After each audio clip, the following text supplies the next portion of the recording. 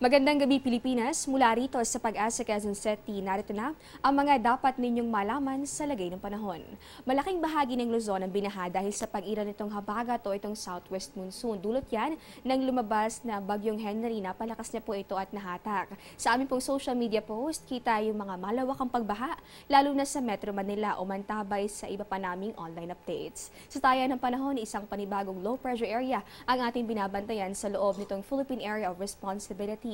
Alas 3 ng hapon, ito po ay namataan sa layong 805 kilometers east of Tuguegarao City, Cagayan. Posible po itong maging bagyo within the next 36 hours at papangalan ng bagyong Inday. Sa ngayon, wala pa po itong direktang epekto sa anumang bahagi ng ating bansa at habagat ang magpapatuloy sa pagdadala ng maulang panahon.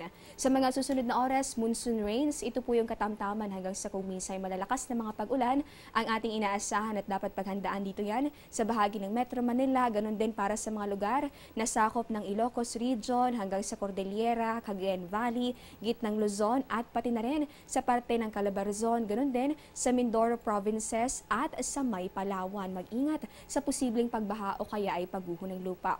Para naman dito po sa natitirang bahagi nitong Luzon, ganun din para sa buong Visayas, magiging maulap din ang kalangitan at nariyan din yung chance ng kalat-kalat na mga pag-ulan o pagkidlat at pagkulog. Sa Mindanao, inaasahan ng bahagya hanggang sa maulap na kalangitan maliban na lamang sa chance ng isolated rain showers and thunderstorms. Sa sitwasyon naman ng ating mga karagatan, nakataas po ang gale warning dito yan sa western seaboards, nito nga Central Luzon, ganun din para sa western seaboards, nito nga Southern Luzon. Kapag may gale warning, yun pong mga may maliliit na sasakyang pandagat ay pinapayuhan na wag na munang pumalaot. Inaasahan kasi yung maalon hanggang sa napakaalong kondisyon ng karagatan. Diyan lamang po kayo, magbabalik pa kami matapos lamang ang ilang paalala.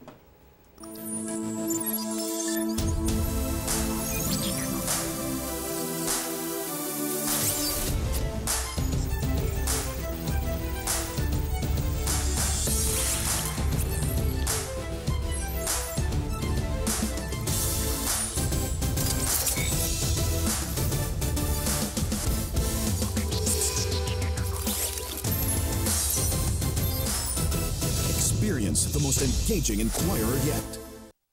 At dahil nga inaasahan ng pagkakaroon ng isa na namang panibagong bagyo dito sa Philippine Area of Responsibility, narito ang mga dapat gawing paghahanda. Kada taon, humigit kumulang sa 20 bagyo ang pumapasok sa Philippine Area of Responsibility.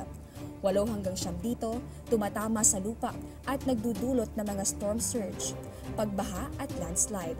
Kaya dapat be safe bago bumagyo. Alamin ang emergency hotlines, ihanda ang survival kit, alamin ang tropical cyclone warning signal ng Pag-asa at makibalita sa lagay ng panahon. Ilagay sa selyadong lalagyan ang mahahalagang dokumento.